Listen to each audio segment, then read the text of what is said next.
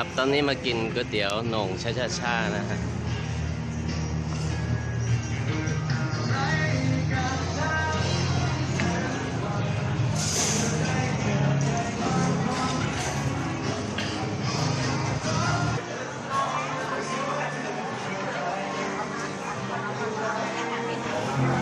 เผ็ดนะเลยอันนี้มันเผ็ดเลยอันนี้ไม่เผ็ดอันเนี้ยจะเท่าไหร่น่ะ เรามานั่งกินกันอยู่ชั้นบนนะครับ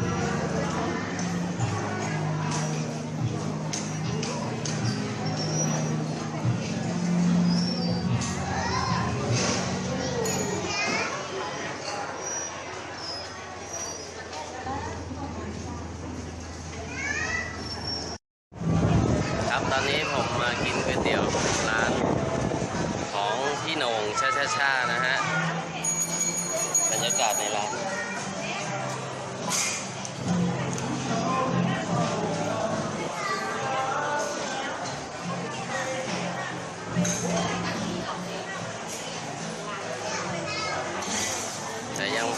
แต่ยังไม่เห็นหน้าพี่โหน่งเลยก๋วยเตี๋ยวจะอร่อยเปล่าไม่รู้นะครับ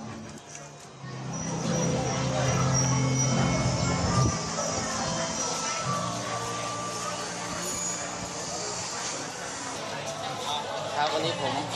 ได้ผ่านมาก็เลยมาแวะ สวัสดีครับ ก๋วยเตี๋ยวพี่โหน่งนะครับ ขอบคุณครับ เดี๋ยวถ่ายรูปกัน ผมควรจะถ่ายรูปคนอื่นเข้าไปทานก่อนนะ นี่อะไรเดี๋ยวให้ เรื่องหาโต๊ะให้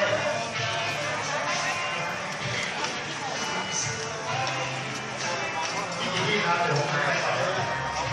นั่งคนเดียวนะคนเดียวผมโต๊ะนี่นะ กินเสร็จได้ถ่ายรูปนะครับ คนเดียวหมดโต๊ะเลยใช่ไหมคนเดียว มาแล้วครับก๋วยเตี๋ยวพี่โหน่งเดี๋ยวจะลองชิมน้ำซุปก่อนนะครับบอกไว้ก่อนนะครับไม่อวยนะครับชิมน้ำซุปก่อน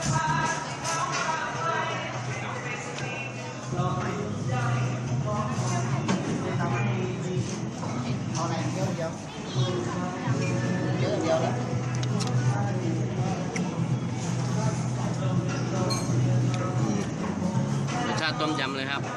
เปรี้ยวไม่ปรุงก็อร่อยนะครับแต่ว่าเดี๋ยว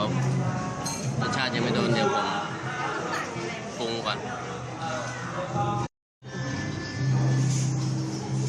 อันนี้เราปรุงมาแล้วครับ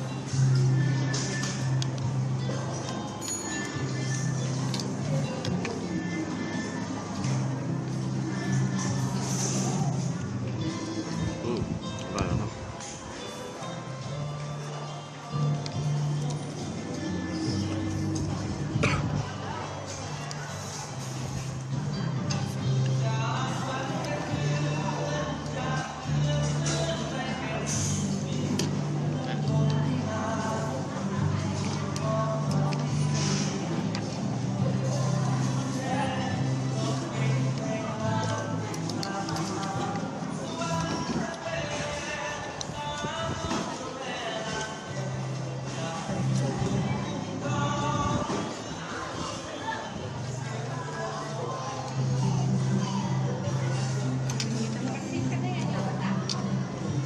นินทาพ่อได้ฟัง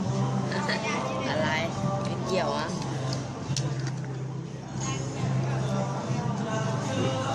เกี๊ยวชิ้นใหญ่ครับ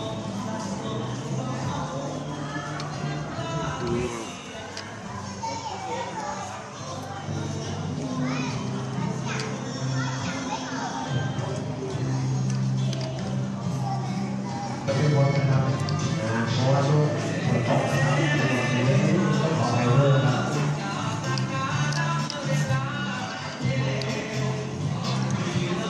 ด้านหลังนะครับคุณหมอไว้ให้อยู่นะเอาหลังมานะเอาลูกน้องมาช่วยงานมาดูแลด้วยนะ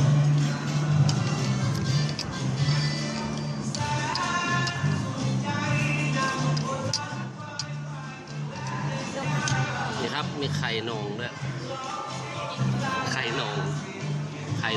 ช้าๆนะครับเฮ้ยอร่อยปะ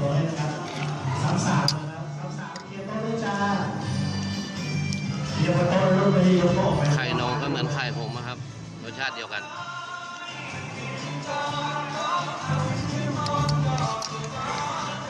เ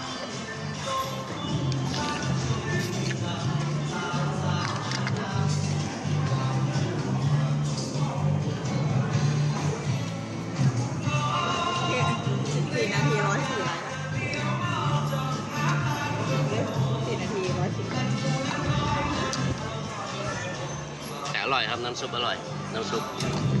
เปรี้ยวแล้วต้มยำอร่อยนะใช้ได้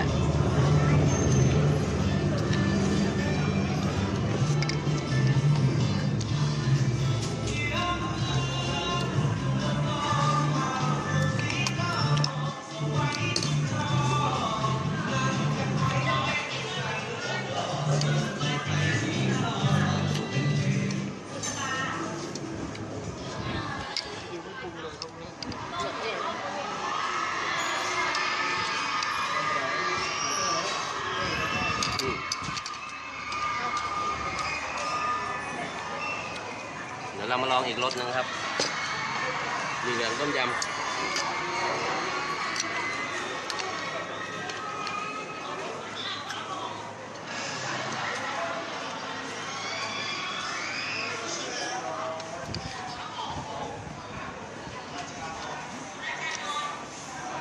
เส้นนุ่มนะครับอร่อย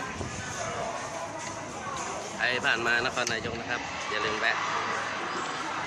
แต่รอนานหน่อยคนเยอะ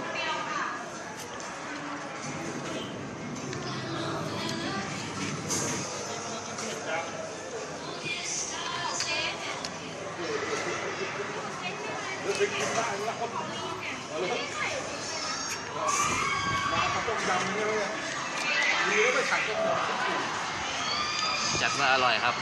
อย่าลืมผ่านมาก็แวะมาอุดหนุนพี่เขาหน่อยนะครับใครชมคลิปก็กด Subscribe ให้ด้วยนะฮะโอเคครับสวัสดีครับ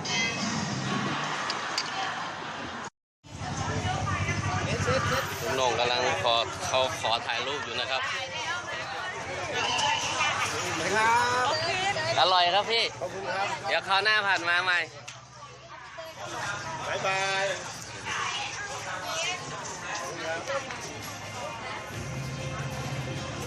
ครับอยากบอกว่าอร่อยนะครับก๋วยเตี๋ยวหนงชาบะหมี่เกี๊ยวนะครับตอนนี้ก็จะกลับแล้วก็อย่าลืมกด Subscribe กดติดตามนะครับตอนนี้ผมจะเดินทางกลับเพชรบูรณ์แล้วครับโอเคครับสวัสดีครับ